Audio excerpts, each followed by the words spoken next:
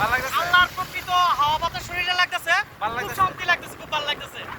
সবাই একটু ঘোরাঘুরি করবেন। মানে আমরা কই যেতেছি না বই দেখে রুবেল ভাই ঘোরাগাড়ি করো, ঘোরাঘুরি। খরচ করো হ্যাঁ। বুঝলি?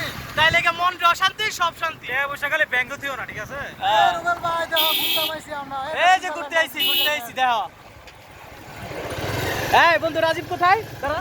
আর কই যাস এনে এনে এনে রাখ।